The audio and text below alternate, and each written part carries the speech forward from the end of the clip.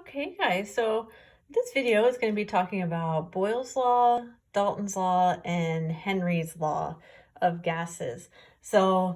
Before you watch the video, make sure you read the slides that are posted for the respiratory system so that this makes a little bit more sense. We're going to be talking about some concepts that are introduced on the slides, so it'll help a lot if you have already watched those or already looked at those slides. So the first thing we want to talk about is Boyle's law. And this is essentially just talking about the relationship between the volume of a gas and the pressure. So if you change one, you change the other.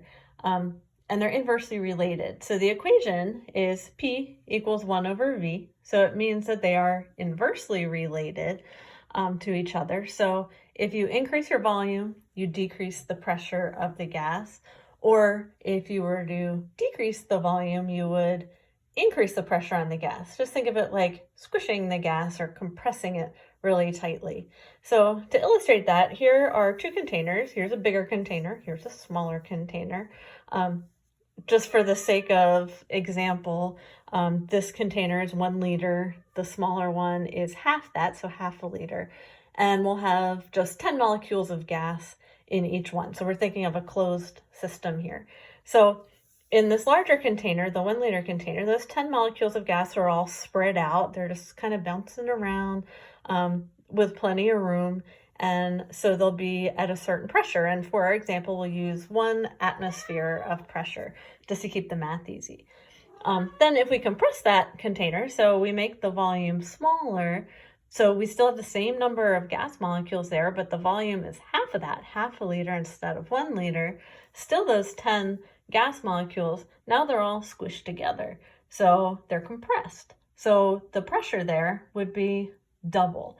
We halved the volume, so we double the pressure. So it's a completely inverse relationship there. Okay, so now what if we had a container that's a fixed size? So let's say that, like, okay, that's the cat. I told you guys there would be cats involved. Anyway, so let's say, say in your lungs are a fixed size. They're not going to change size. So it doesn't matter how much pressure you put on your lungs, normal pressure anyway, the volume isn't going to change. The size is going to stay the same, but the gas inside it will be experiencing different pressure. So picture your lungs at, say, just sea level, just regular 1 atmosphere of pressure. There's a certain amount of gas molecules all spread out that can fit in your lungs. But if you were to increase the pressure and have a situation like this, remember your volume's the same, but you've got the gas all squished together, all compressed, you can fit extra gas molecules in that place if you've compressed the gas. So here is our example for this. And this goes with the scuba diving slides that are on the PowerPoints. So imagine then this one in the middle. This is your lungs. So your lung size here at 1 atmosphere of pressure. So typical sea level pressure. Let's say 10 molecules of gas, again, just to keep the math simple, can fit into the lungs when the gas is at 10 molecules of pressure and they're all spread out just normally. So this would be a normal situation. If we halve the pressure, so let's say we go up in altitude and we get to half an ATM, now those gas molecules are going to be spread out more. There's less pressure on them, they're less compressed, they're going to be more spread out. Since they are having half the pressure, that means that only half of the molecules can fit also. The opposite situation then is we put more pressure on the gas, so the gas is squished. We still have this fixed size for our lungs, but we're now at 2 ATM, so double the pressure. That means that we can fit twice as many gas molecules into this. So we can fit 20 gas molecules instead of just 10. So that is Boyle's law. Okay, so the next one, here comes the cat again. Dalton's law. Partial pressure of gas, kitty. Partial pressure of gases has to do with Dalton's law. We'll go over here away from the cat. So each gas is a mixture of gas. So like if you think of the air that you're breathing, it's not just oxygen, it's not just carbon dioxide, it's not just any of one gas. It's a whole bunch of different gases. There's oxygen, there's carbon dioxide, there's nitrogen, water vapor, argon, there are all kinds of different gases. The gases we really care about for our purposes in this class are oxygen and carbon dioxide. So if we think of a gas mixture, and for our examples, if you see the two pink squares up at the top of the page here, on the left-hand one, we're using a gas mixture that has just oxygen and carbon dioxide. On the right-hand box, we're using a gas mixture that has oxygen, carbon dioxide, and nitrogen. So let's focus on this one first. So this is our gas mixture with just oxygen and carbon dioxide, half and half, just to keep the math simple.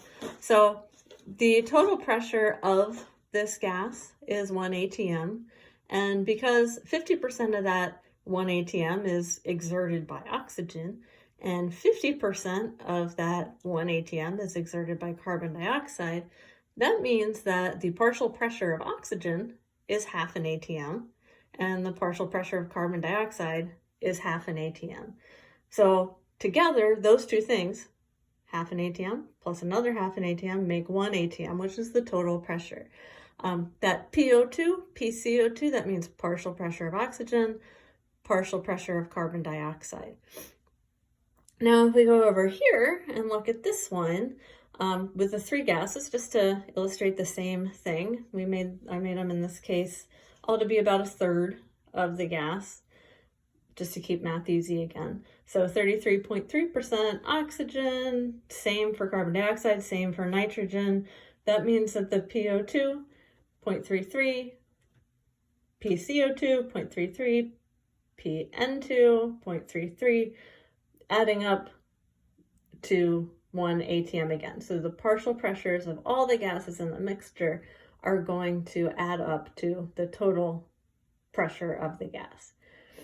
And then lastly, Henry's law, which we're going to get into more in a second video, but I just want to introduce it here, is something that is very much like the concentration gradients of ions that you know very well by now. So we all know that ions are going to move from an area of high concentration to an area of low concentration. It is the same with gases, but instead of concentration, we're thinking partial pressure. So gases are going to go from a place where there's a high partial pressure of themselves to a place where there's a low partial pressure of themselves.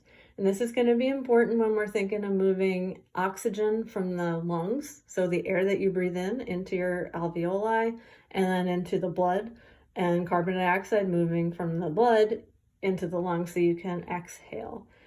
So we have two containers here just to illustrate this using partial pressure of oxygen. The circle on the left has a partial pressure of oxygen of 80. The circle on the right has a partial pressure of oxygen of 20. So the oxygen is going to move from where it's got 80 until 20. And it's going to keep on moving until it reaches equilibrium, which means they would be at the same PO2, which means that there's no drive to move in one direction or the other. Okay, so think on that for a minute, and I will have another video posted applying Henry's law to how gases, oxygen and carbon dioxide in particular, are going to move in your body.